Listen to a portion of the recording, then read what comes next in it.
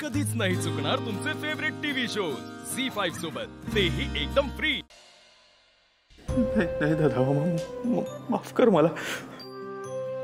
अरे तू एकीकडे तिला मुलगी म्हणतोस, दुसरीकडे तिचं प्रेम तिला मिळून द्यायला नकार देतोस। असं का दादा मामा? हे बघ शिनू, उमानी सुरुवातीपासूनच ओवीला मुलगी मानलं होतं। त्यावेळी माझा या सगळ्याला विरोध होता, पण तरी मनाविरुद्ध जाऊन मी ओवीला मुलगीच मानलं होतं। आणि आता तर ओवीने माझ्या मनात मुलीची जागा घेतली।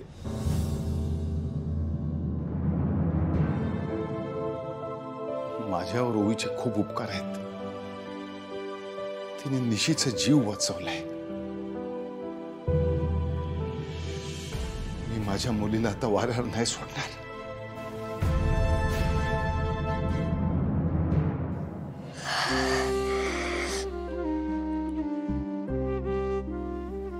निशी, त्याला होणारा त्रास मला कळतोय, बट मी असं सतत त्याच्या समोर राहिले ना तर तो असाच ऍडमेंट वागत राहील। मी त्याच्या समोरच नसले, त्याच्या समोर थांबलेच नाही तर त्याच्याकडे दुसरा ऑप्शनच उरणार नाही ना।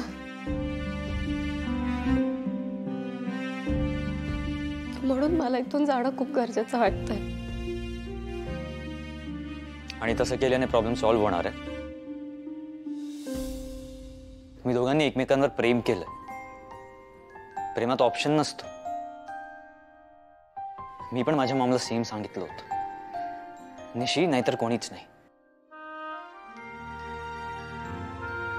आणि तू इथून गेल्यानंतर शिनू तुला विसरून जाईल असं जर तुला वाटत असेल ना, तर इधर तू शिनूला ओळखलं नाहीयेस किंवा तू स्वतःला फसवतीयस। तूच सांगायचीस ना मला की पळ काढणं हा कोणत्याही प्रश्नावर उत्तर नाहीये, मार्ग नाहीये। ओवी अगं, तूच आहेस जिने मला पुन्हा माझ्या हातात रॅकेट दिलंय। प्रेम काय असतं हे तू मला सांगितलंयस। ओवी, तू मला आधार दिलास भर मांडवातून नीरज सरांना भेटण्यासाठी। तूच शिकवलंस ना की समोर आलेल्या परिस्थितीला तोंड देता आलं पाहिजे। मग आता तूच का पळ काढतेस?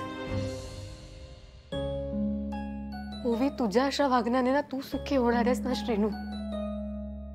प्लीज हा विचार नको करूस। आणि ओवी, आणि कोण कुठलाही डिसिजन घेऊ नकोस।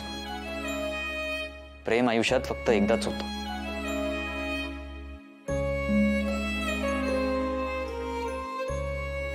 झी5 ॲप डाउनलोड करा आणि पहा सर्व एपिसोड्स एकदम फ्री।